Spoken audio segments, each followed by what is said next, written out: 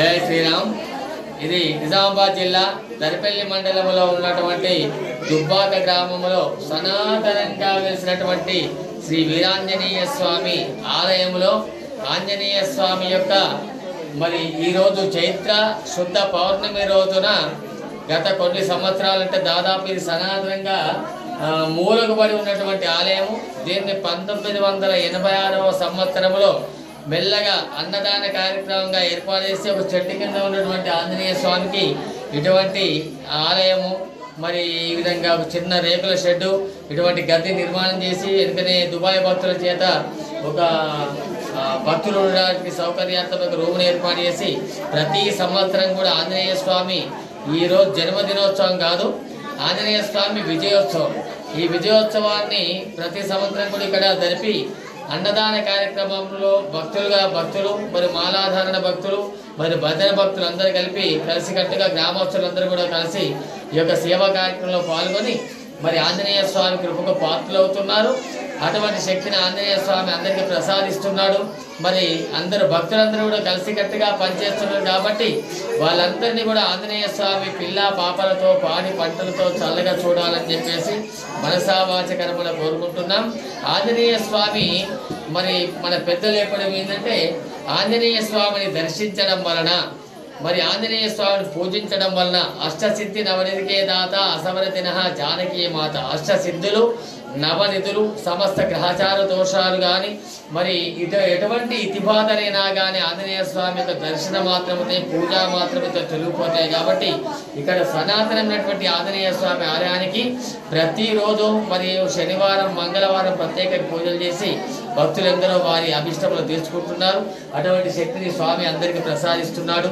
ఈ విధంగానే భక్తుల కోరికలన్నీ కూడా స్వామి తీర్చి మరి మా దుబ్బాక గ్రామ ప్రజలందరినీ కూడా చల్లగా కాపాడాలని చెప్పేసి మనసావాచకారంగా కోరుకుంటున్నాం.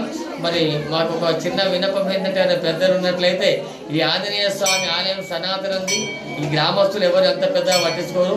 దీనికి ఒక ధూపదీప నైవేద్యం కింద మా గవర్నమెంట్ మా ప్రభుత్వం వాళ్ళు ఎవరైనా సహకరించి ఒక పూజారి అర్చకత్వానికి సహాయ నిధిగా చేకూర్చాలని చెప్పేసి వారిని వేడుకుంటున్నాం. జై శ్రీరామ్.